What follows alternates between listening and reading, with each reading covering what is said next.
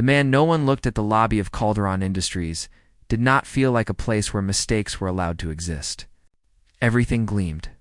The marble floors reflected the ceiling lights like still water. The glass walls looked untouched by fingerprints or breath. Even the air seemed filtered for perfection, carrying only the faint scent of polished wood and expensive cologne. People who walked through those doors usually straightened their backs without realizing it. Assistants lowered their voices. Executives adjusted their cuffs. It was a building designed to remind every person who entered that power, lived here and that power expected to be respected. On that particular morning, the rhythm of the lobby was crisp and controlled. Shoes tapped in disciplined patterns. Elevators chimed softly. A group of investors waited near the front desk, murmuring about quarterly growth and overseas expansion. No one paid attention to the man who slipped through the revolving door at 8:07 a.m. He wore an old brown coat, frayed slightly at the cuffs, and a faded cap pulled low over his forehead. His shoes were scuffed, the kind that had known long sidewalks and longer years. A thin gray beard shadowed his jaw. His shoulders were relaxed, almost too relaxed for a place like this.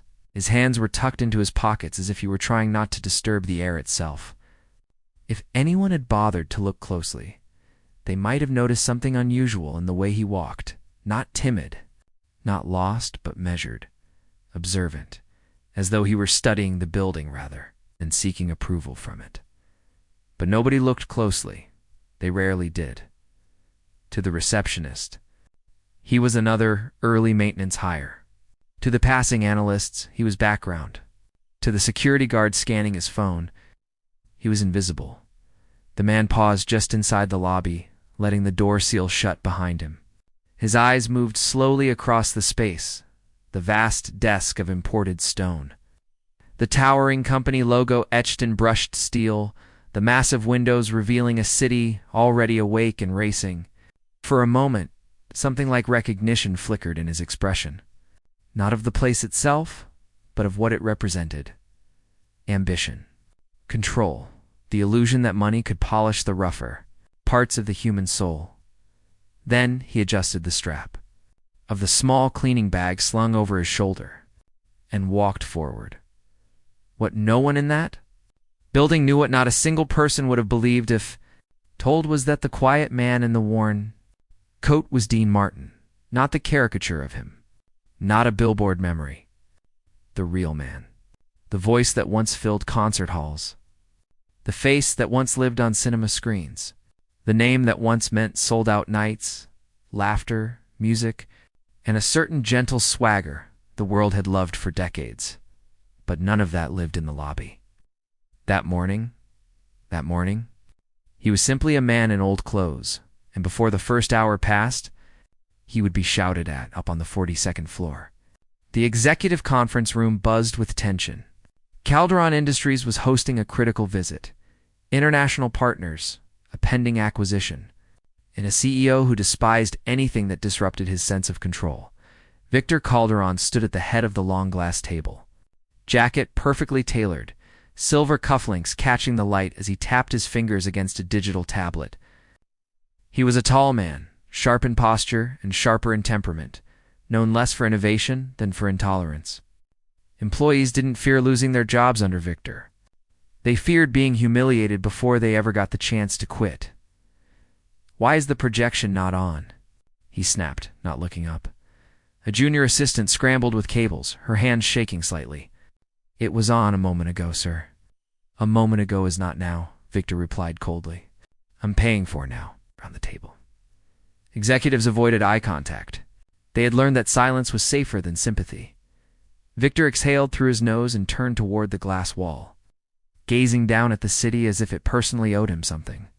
"Today is about impression," he said. "Everything in this building reflects on me. Everything." On the other side of the building, down in the lobby, a small accident was unfolding. One of the investors waiting near the desk shifted his coffee cup from one hand to the other. The lid was not secure. It never was. The cup tipped. Coffee splashed across the white marble in a sudden dark bloom, spreading in thin, branching lines like cracks across ice. The man muttered an apology. The receptionist reached for paper towels. A few people stepped back to avoid their shoes being stained, and from a few yards away, the man in the brown coat noticed. He did not rush. He did not call attention to himself. He simply moved toward the spill, set down his cleaning bag, and knelt with the careful ease of someone long accustomed to working close to the ground. He removed a folded cloth from his bag and began blotting the coffee, slow and deliberate. As if each movement mattered, his hands were steady. His eyes were gentle.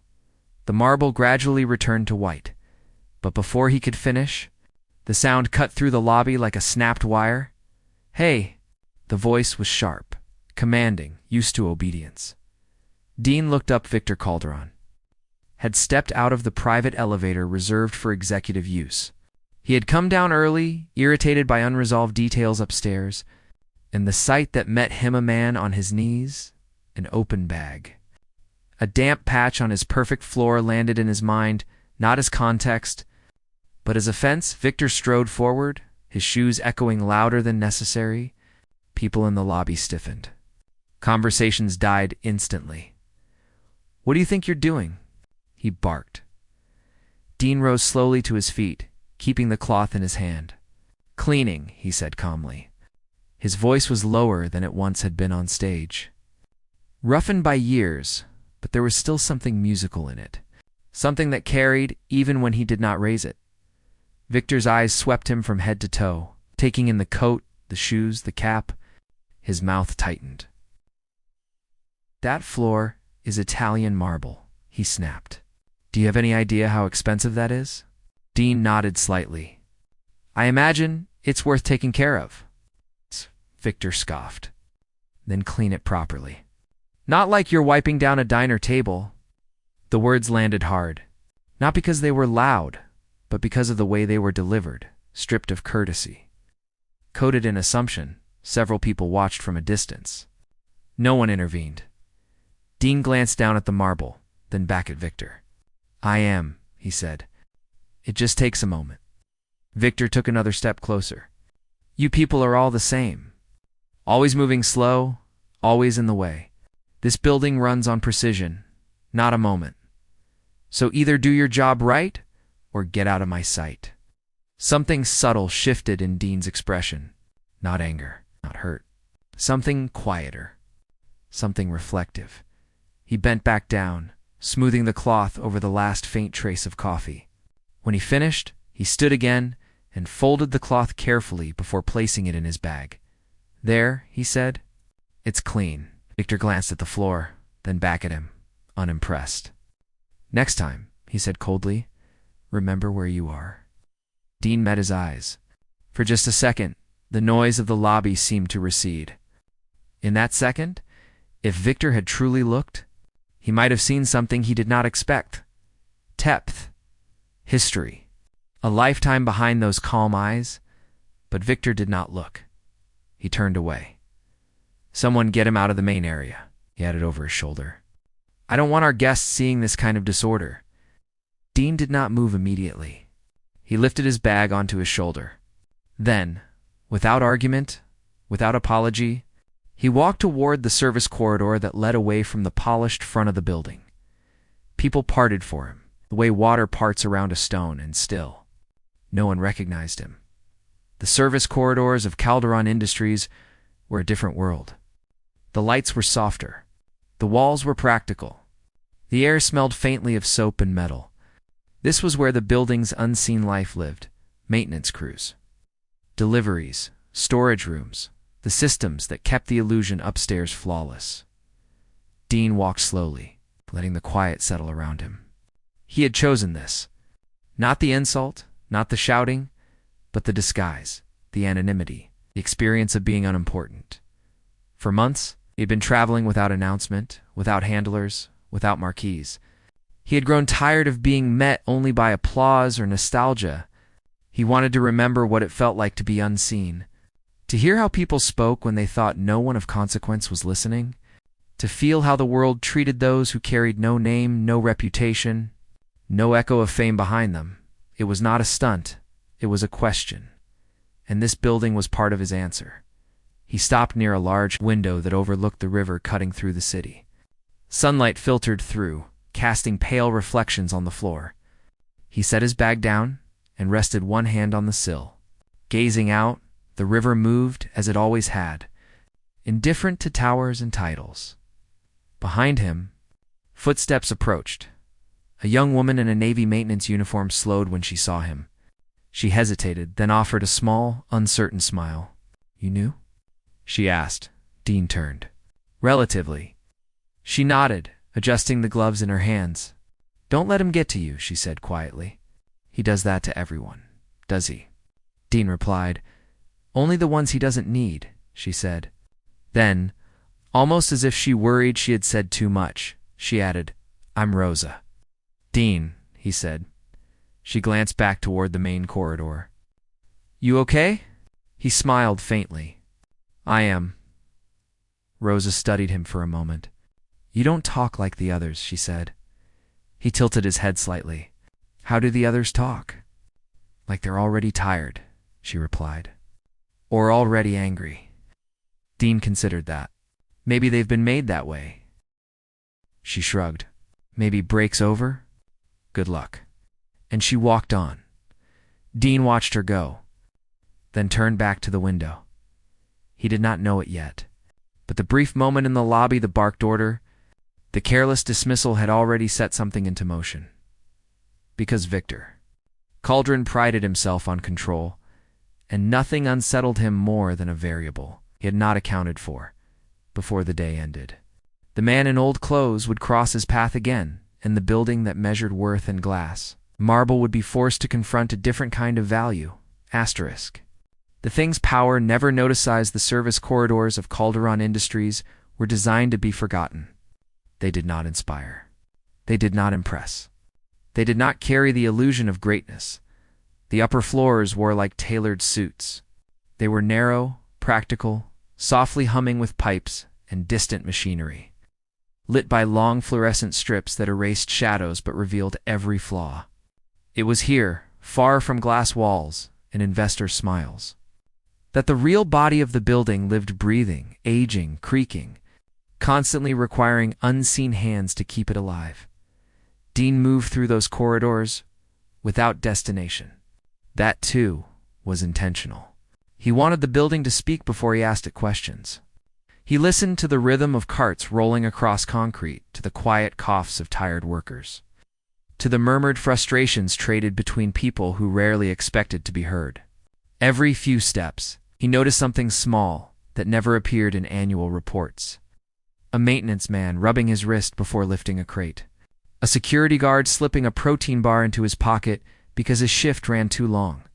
A woman standing alone, by a vending machine, staring at the glass, as if she were calculating whether hunger was worth the price. In places like this, life did not shout. It whispered. And it was here that Dean began to understand what kind of company Calderon Industries truly was. He passed a half-open door marked Facilities.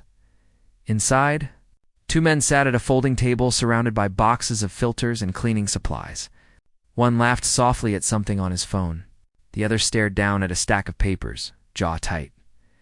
"They cut overtime again," the second man said. "Third time this quarter," the first shrugged. "Victor says the numbers look better without it." "My numbers don't," the man replied. "Neither do my kids." Dean slowed his steps, not enough to intrude, just enough to hear. "They don't see us," the man continued. "They don't even know our names. We're just the building's heartbeat. Nobody thinks a heartbeat. They only panic when it stops." Dean continued walking, the words settling into him with a quiet weight. Upstairs, Victor Calderon stood in front of a mirrored wall, adjusting his tie, his mind already hours ahead of the present moment. The acquisition meeting loomed. The partners from overseas had arrived early. The board expected numbers, certainty, command. Victor thrived in environments where everything bent toward him, where conversations paused when he entered, where people nodded before he finished speaking, where success was measured by how quickly others fell in line.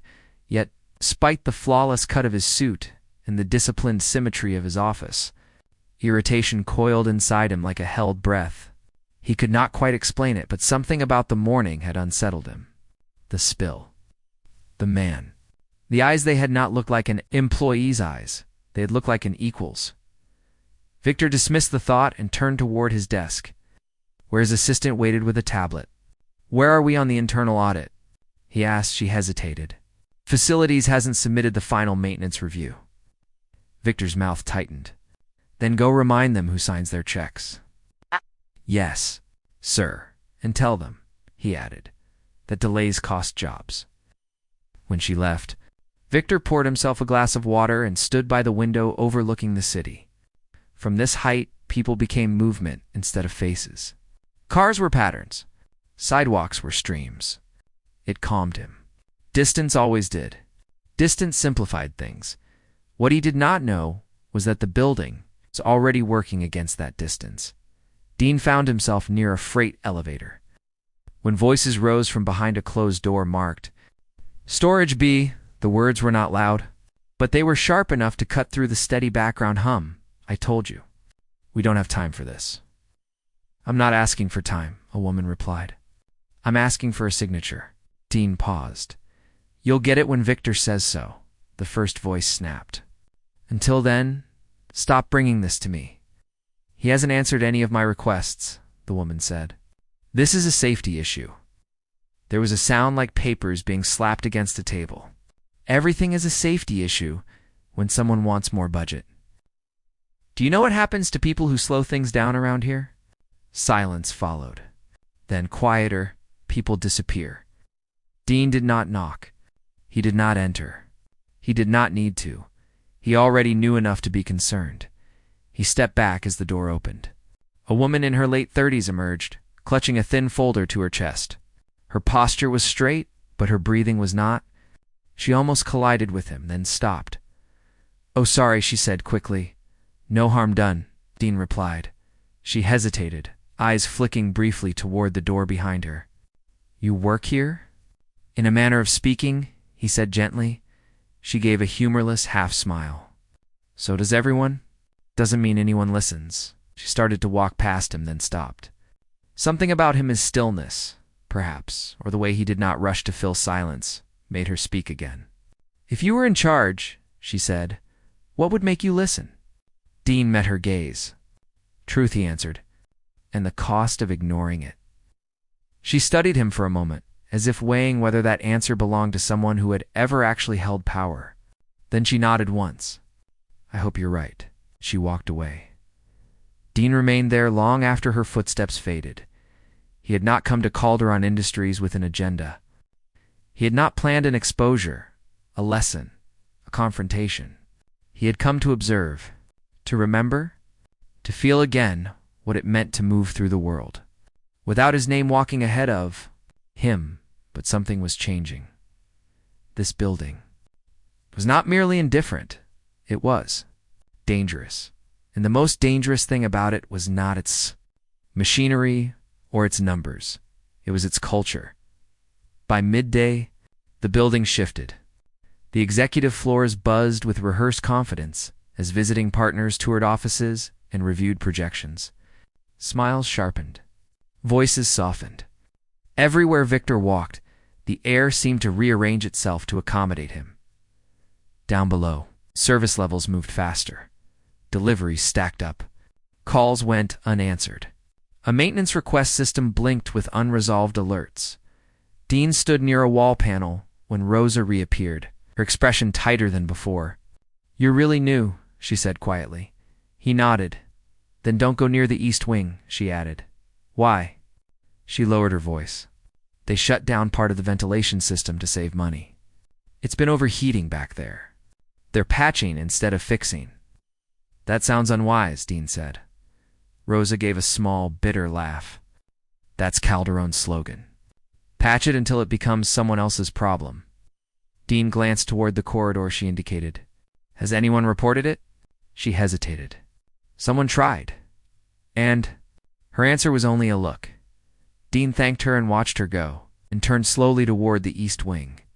He did not know what he would find there. He only knew he could not ignore it. The east wing was warmer. Not uncomfortable yet, but wrong. The air was thick, carrying a faint metallic smell. Machines hummed behind walls. Vents breathed unevenly. Dean moved along the corridor, reading the small plaques and access codes, his eyes alert, his steps careful. Near the far end, he noticed a maintenance panel slightly ajar. A thin ribbon of heat spilled from the opening. He crouched, peering inside. The sight made his jaw tighten. Wires were bundled too close. Insulation had darkened. A warning light flickered, weak and inconsistent. This was not cosmetic negligence. This was the kind of oversight that waited patiently for the right moment to become catastrophe. Footsteps echoed. "Hey." Dean straightened as a young technician approached, brow damp with sweat. "You're not assigned here," the man said. "I was told there was a problem," Dean replied. The technician snorted. "There's always a problem. Management just doesn't like paying for them." "This isn't minor," Dean said. "This needs attention." The technician glanced back down the hall, then leaned closer. "We sent 3 reports. They bounced them back, marked non-essential. And if it fails," Dean asked. The man exhaled. "Then it won't be non-essential anymore." A heavy silence settled between them. Somewhere far above, Victor Calderon stood in a glass room, assuring partners that Calderon Industries operated on foresight, discipline, and excellence. Below, the building's body trembled quietly beneath the lie. Dean closed the maintenance panel carefully and stood. His pulse was steady, but his mind was not. He felt the familiar pressure of a decision forming, the kind that had guided his life, far more than contracts or stages ever had. He could walk away. He could remain the man in old clothes, unseen, untouched, or he could step closer, and stepping closer would cost him the very anonymity he had come to reclaim. Late that afternoon, Victor's meeting fractured into applause. Contracts were initialed. Hands were shaken. Compliments circled the room like trained birds. Victor accepted them with controlled nods. Already thinking about the press release, the market reaction, the next acquisition that would make this one seem small, he did not notice the faint alarm flashing briefly on a side monitor. He did not hear the low warning chime lost beneath conversation. He did not see the assistant who paused at the door, uncertain, holding a tablet that displayed a system alert marked unresolved by the time he did notice something was wrong. It would no longer be a report, it would be a reality. And somewhere in the lower levels of his empire, a quiet man with a cleaning bag was moving toward a choice that would bring to worlds, violently together, because when power refuses to listen, consequence eventually speaks. Asterisk when the walls started telling the truth buildings. Speak long before they break. They whisper through heat, through vibration, through the subtle, almost apologetic sounds of systems pushed beyond what they were built to carry. Calderon Industries had been whispering all day. The east wing exhaled warmth, like a fevered breath. Vents rattled just a little too long after shutting off. Somewhere behind steel and concrete, something strained, but no one with authority was listening. Dean stood near the junction corridor, where 3 service hallways met. His cleaning bag resting at his feet, his coat open now, as though even he could feel the wrongness in the air. He had walked the east wing twice since speaking with the technician. Each time, the warning signs had grown more insistent. The faint metallic smell was sharper. The heat pressed closer to the skin. And beneath it all, a barely perceptible tremor moved through the soles of his shoes, as if the building itself were bracing. He did not know exactly what would fail first. He only knew something would. He approached a wall-mounted terminal and pressed the call button for internal maintenance. It rang longer than it should have. When someone finally answered, their voice was rushed, layered with background noise. Facilities. "There's a system strain in the east wing," Dean said. "It's worsening." A pause. A sigh. "We've got reports. Then it needs escalation." "We escalated," the voice replied. "It was returned." Dean closed his eyes briefly. "Returned by whom?" Another pause. Then, more quietly, "Above my pay grade." The line clicked dead. Dean remained where he was, the sound of the disconnected tone echoing faintly in the narrow corridor. In his years on stage, he had learned to read rooms, to feel when an audience shifted before the applause arrived. This felt the same. The tension, the held breath. Only this time, the stakes were not reputation. They were people, 40 floors above. Victor Calderon was in the middle of congratulating himself. He stood in his office with 2 board members, reviewing post-meeting projections. The skyline glowed behind him. The room smelled of polished wood and citrus cleaner. Everything was order. The partners were impressed, one of the board members said, especially with the cost containment strategies. Victor smiled faintly. Excellence isn't just expansion, he replied. It's discipline. And discipline, the other added, is knowing where to trim. Victor nodded. Exactly. His assistant hovered near the door, tablet in hand, waiting for an opening. There wasn't one. When she finally spoke, her voice was careful. Sir, there have been multiple internal alerts from the East Wing systems. Facilities believes Victor lifted one finger without looking at her. I'm in a meeting, sir. But they're marking it as urgent. Everything is urgent when people don't understand priorities, he said. I will not have today disrupted by another maintenance scare. She swallowed. They're requesting an immediate shutdown of a subsection. Victor finally turned. His expression was not angry. It was worse. It was bored. Do you have any idea, he said calmly, what an unscheduled shutdown communicates to investors? She hesitated. It communicates uncertainty, he continued. And uncertainty costs money. He gestured toward the tablet. Clear the alert. Have them apply a temporary correction. I'll review it next week. Yes. Sir, she turned to go. Victor added, almost as an afterthought, and tell them to stop alarming people who actually matter. The door closed. The room returned to its perfect stillness. And far below, the building continued whispering. Dean was in the East Wing again when the first real sign appeared. A light, not an alarm. Not a siren, a simple amber glow above a sealed equipment door, pulsing slowly, almost shyly. Like a hesitant heartbeat, he felt it more than he heard it, the faint click of an internal relay. The soft shift of power, rerouting where it should not have had to. He stepped closer, placing his palm near the surface of the door. Heat radiated through the metal, too much. His mind moved quickly now, assembling fragments. Overheard conversations, returned reports, Rose's warning, the technician's resignation. The picture was no longer abstract, it was immediate. He turned and moved briskly down the corridor. Halfway there, the lights flickered. Once, twice, they steadied. A man pushing a supply cart glanced up, uneasy. Did you see that? Yes, Dean said. The man frowned. That never happens. They exchanged a look to strangers briefly aligned by instinct. Dean reached the phone station and lifted the receiver. Before he could speak, a dull thud resonated through the floor. Not loud, but deep. As if something heavy had shifted its weight inside the walls. Somewhere, a woman gasped. Dean's grip tightened on the receiver. Facilities, he said into the phone. You don't have time anymore. Ah! The voice that answered was different this time. Titter, stripped of routine. We know. East Wing just tripped a secondary sensor. Then you need to evacuate the lower levels, Dean said. Now that requires executive authorization. Then authorize yourselves, Dean replied. Because physics doesn't care who signs the form. There was shouting in the background. A metallic clang. We're trying to reach. The line cut. Dean lowered the receiver slowly. He did not swear.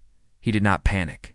He looked down the corridor, where workers stood uncertainly, some already retreating, some frozen, all sensing the shift from ordinary to unstable, and he made a decision. He lifted his bag, slung it over his shoulder, and walked toward the equipment door. The East Wing's core access was protected by a keypad and a manual. Override concealed behind a secured panel. Dean knelt, fingers moving with unexpected certainty. Years of performance had taught him precision. Years of living had taught him patience. Years of paying attention had taught him how systems failed. The panel gave way. Inside, cables ran like veins. Small indicator lights blinked in uneven patterns. A faint, high sound vibrated through the cavity, almost like a held note. Dean leaned closer, studying the readouts, the configuration, the improvised modifications that spoke of temporary solutions, layered on temporary solutions. He did not need to be an engineer to recognize. Desperation. A shout echoed down the corridor. "What are you doing?" Dean glanced back. The young technician from earlier stood several yards away, eyes wide. "You're not cleared for that." Dean met his gaze. "Then you should be." Another flicker rippled through the lights, stronger this time. A distant alarm chirped once, then fell silent. The technician swore. "They shut the alerts off, and we don't wait for them," Dean said. He reached inside the panel and pulled a small emergency lever downward. Immediately, the sound changed. A low, heavy hum filled the air. Vents along the corridor shifted. The heat lessened slightly, but the building seemed to protest. The vibration deepening like a throat clearing before a shout. "What did you just do?" the technician demanded. "I rerouted the load," Dean replied. "It buys time." "How much?" Dean's eyes remained on the panel. "Enough to move people." As if summoned by the words, Rosa appeared at the far end of the hall, breathless. "They're saying something's wrong. They told us to stay where we are until further notice." Ow. Dean turned to her. "Who told you?" "Management." He nodded once. "Then do not stay." She hesitated. "We could get fired." Dean's voice softened. "You could get hurt." Another tremor rolled through the floor, unmistakable now. A nearby light shattered, showering harmless glass across the concrete. That was all it took. Rosa turned and ran, shouting for others to follow. The technician stared at Dean, something like awe mixing with fear. "Who are you?" Dean did not answer. He was listening because beneath the hum, beneath the echoes, beneath the hurried footsteps, now multiplying in the corridors, he heard something else. A sharper sound. A warning tone that no software could fully suppress. The building was done whispering, on the executive floor. Victor Calderon was laughing. One of the board members had just made a joke about early retirement and island homes. The office doors were open. The city lay obedient beneath the windows. Then the floor. VIBR. Rut. Thought he had imagined it.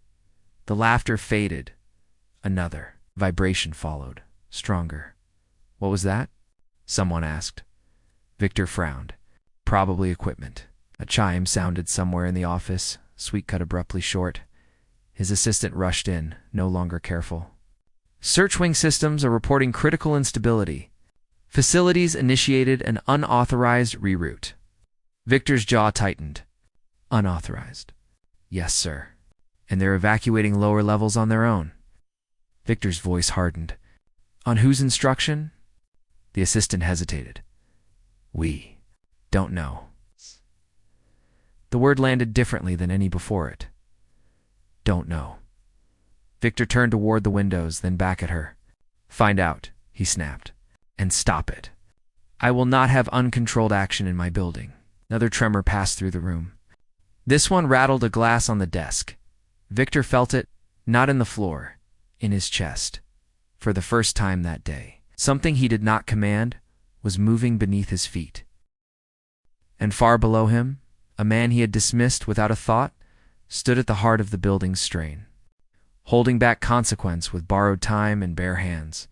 The next minutes would decide whether Calderon Industries remained a monument to control, or became a lesson in the cost of ignoring those you believe do not matter. Asterisk. When the name finally fell silent, building no longer whispered, it groaned. Not in a way that shattered windows or sent alarms screaming through the city, but in a way that made every person inside Calderon Industries suddenly aware of gravity, of mass, of the simple, terrifying truth that everything humans built could turn against them when neglected long enough. On the lower levels, people were running now, not in chaos, but in instinctive retreat. Shoes struck concrete. Voices overlapped. Radios crackled with half-formed instructions. The controlled choreography of corporate life had collapsed into something far more honest. Survival. Dean stood at the open maintenance panel, one hand gripping the metal frame, the other steadying himself against a vibration that traveled through his bones. The reroute he had initiated had done what it could. The warning hum had deepened into something more uneven. The heat had dropped, but pressure had not. He knew this moment. He had felt it backstage before major performances. Seconds before stepping into the light, when everything in the room seemed to pause and wait for a single breath. Except this time, there would be no applause. Only consequence. Rosa appeared beside him, her face pale but determined. "They're clearing the service corridors," she said. "Security's helping," Dean replied. Another jolt rippled through the structure, stronger than before. A metallic snap echoed from deeper within the wall. The technician cursed under his breath. That was a secondary line. Dean's jaw tightened. He leaned closer to the panel, eyes tracking the erratic blink of a red indicator. If that circuit overloads, the reroute fails. And then, Dean said quietly, it stops being our problem and starts being everyone's. The technician stared. "You can't stay here." Dean met his eyes. "Someone has to." Rosa grabbed Dean's sleeve. "Come with us." He placed his hand gently over hers and lowered it. "You've done your part," he said. She shook her head. "You don't even work here." A faint smile touched his mouth. "I work everywhere people are." Another shudder cut through the corridor, knocking a loose sign from the wall. It clattered to the floor. "Go," Dean said. Rosa hesitated only a second more. Then she stepped back, her eyes never leaving him. "Don't be here when it happens," she said. He inclined his head. "I'll try." She turned and ran. Dean turned back to the open panel. Inside, the system pulsed unevenly now. The rerouted load strained against components never meant to carry it this long. The smell of heated insulation grew sharper. The building was buying time, but time always charged. Interest. Dean reached into his bag and withdrew the folded cloth from earlier. He wrapped it around his hand and reached deeper into the cavity. Carefully adjusting a small manual regulator the technician had shown him hours earlier. Something meant for brief diagnostics, not sustained intervention. The vibration surged. He felt the strain up his arm, into his shoulder, into his chest. But the red indicator steadied. Just a little. It was not a solution. It was a promise. On the executive floor, control had evaporated. Victor Calderon stood in the corridor outside his office, surrounded by advisors, security, and board members who no longer bothered to mask their concern. Emergency messages flooded internal screens. Staff were being moved. Some elevators were locked. Others were being manually directed. "What do you mean someone unauthorized initiated a system reroute?" Victor demanded. "That's exactly what it means," a facilities supervisor said breathlessly. "Someone in the lower levels accessed the East Wing core." "Who authorized it?" Victor snapped. "No one," the man replied. "But it may have prevented a full overload." Victor's gaze sharpened. "May have?" The supervisor hesitated. "It's holding, but only barely. Someone is physically maintaining the load balance." Silence spread.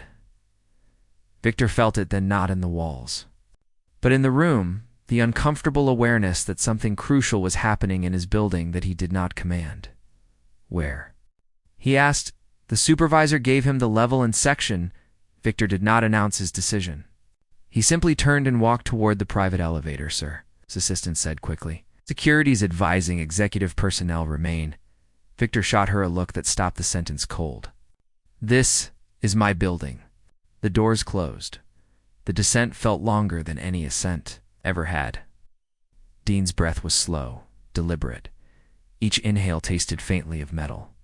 Each exhale carried heat. His muscles had begun to ache from holding the regulator steady. Sweat traced lines down his temple. He did not notice at first when footsteps approached. Only when a shadow fell across the open panel did he look up Victor. Calderon stood a few feet away. His suit jacket open now, his expression stripped of corporate polish. He took in the scene, the open wall, the exposed systems. The quiet man in the old coat holding the building together with wrapped fingers and borrowed leverage. "What are you doing?" Victor asked. Dean returned his attention to the panel. "Listening to what?" "To what your building has been saying all day?" Victor took a step closer. "You're not authorized to be here," Dean said calmly. "I'm necessary." Victor bristled. "You don't get to decide what's necessary in this company." Dean finally looked at him, not with challenge. "With recognition, you already decided," he said. "When you told people to stop alarming those who actually matter." Victor's mouth opened, then closed. Another vibration rolled through the floor, more violent this time. The indicator light flared, then dimmed. Victor's eyes flicked to the panel despite himself. "What's happening?" "The load is redistributing," Dean said. "It's close." "How close?" Dean considered his words. "Close enough that shouting won't help." Victor exhaled sharply, then stepped away.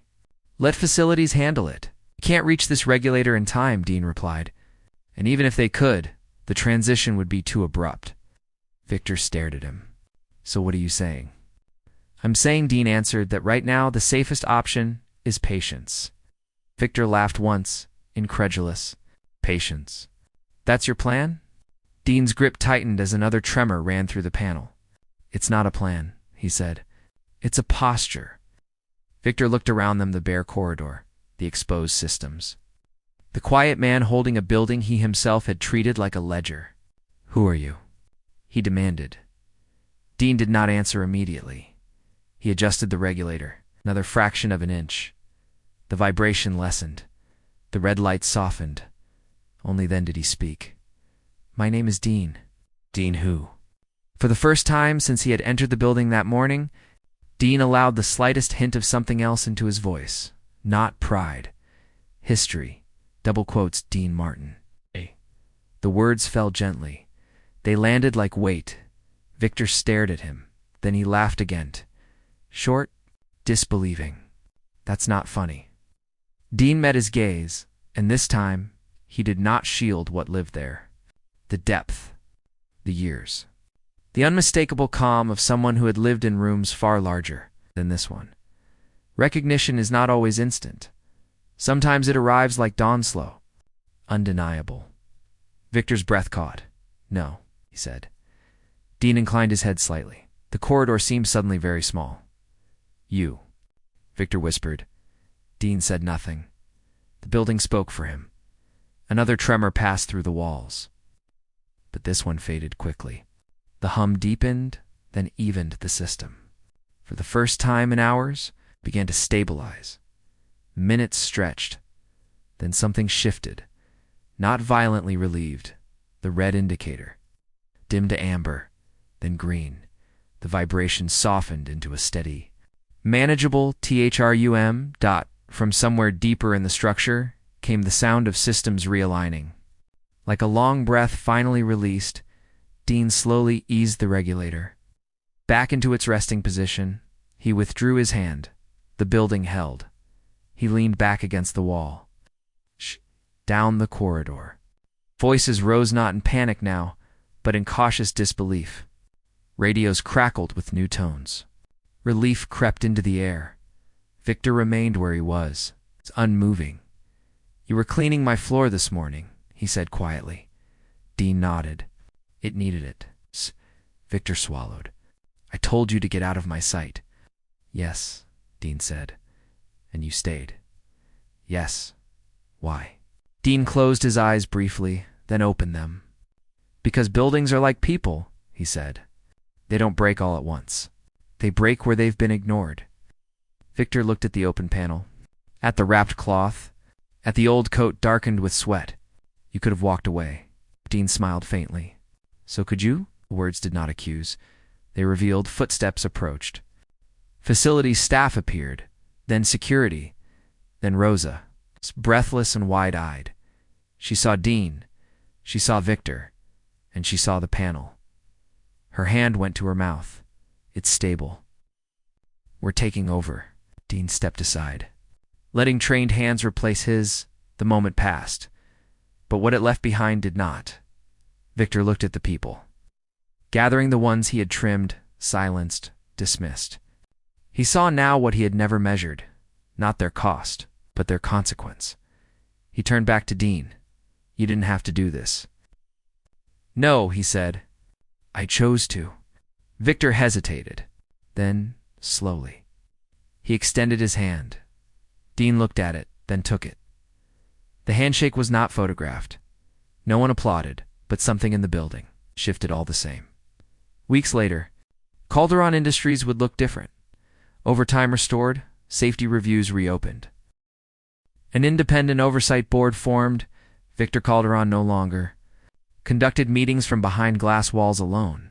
He walked floors. He learned. Names he listened before deciding, not because a famous man had humbled him, but because an unseen one had saved what he almost lost, and somewhere else, in another city. Dean Martin would sit quietly in a small cafe, old coat folded beside him. Listening to the hum of ordinary life, no one there would recognize him, and he would smile at that.